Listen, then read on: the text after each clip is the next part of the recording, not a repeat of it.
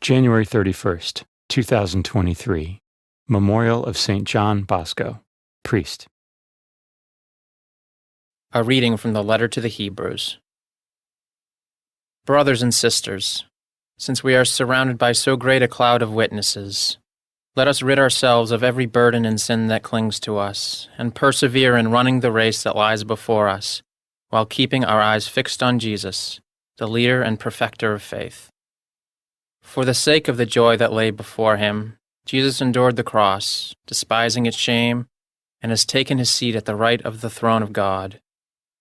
Consider how he endured such opposition from sinners, in order that you may not grow weary and lose heart. In your struggle against sin, you have not yet resisted to the point of shedding blood. The word of the Lord. Responsorial Psalm. The response is, "They will praise you, Lord, who long for you. I will fulfill my vows before those who fear him. The lowly shall eat their fill. They who seek the Lord shall praise him. May your hearts be ever merry.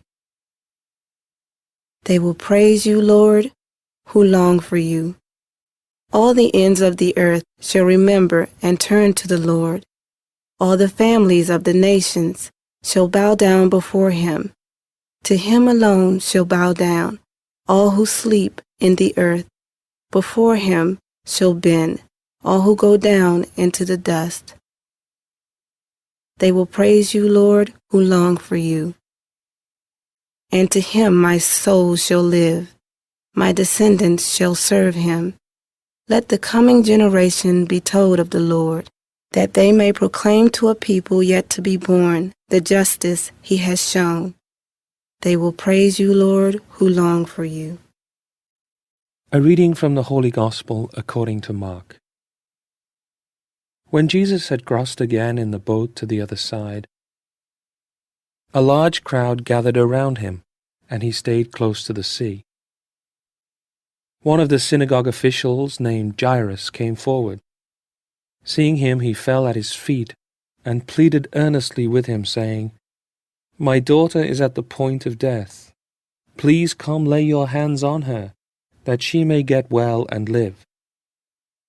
He went off with him, and a large crowd followed him. There was a woman afflicted with hemorrhages for 12 years. She had suffered greatly at the hands of many doctors, and had spent all that she had. Yet she was not helped, but only grew worse. She had heard about Jesus and came up behind him in the crowd and touched his cloak. She said, "If I but touch his clothes, I shall be cured." Immediately her flow of blood dried up. She felt in her body that she was healed of her affliction. Jesus, aware at once that power had gone out from him, turned around in the crowd and asked, "Who has touched my clothes?" But his disciples said to him, "You see how the crowd is pressing upon you, and yet you ask, 'Who touched me?'" And he looked around to see who had done it. And the woman, realizing what had happened to her, approached in fear and trembling. She fell down before Jesus and told him the whole truth.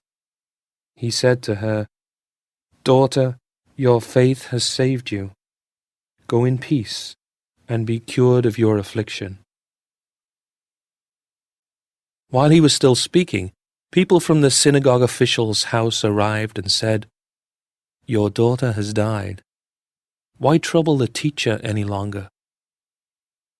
Disregarding the message that was reported, Jesus said to the synagogue official, "Do not be afraid, just have faith." He did not allow anyone to accompany him inside except Peter, James, and John, the brother of James. When they arrived at the house of the synagogue official, he caught sight of a commotion, people weeping and wailing loudly. So he went in and said to them, "Why this commotion and weeping? The child is not dead, but asleep." And they ridiculed him. Then he put them all out. He took along the child's father and mother and those who were with him, and entered the room where the child was. He took the child by the hand and said to her, Talitha cum, which means, Little girl, I say to you, arise. The girl, a child of 12, arose immediately and walked around. At that they were utterly astounded. He gave strict orders that no one should know this, and said that she should be given something to eat. The Gospel of the Lord.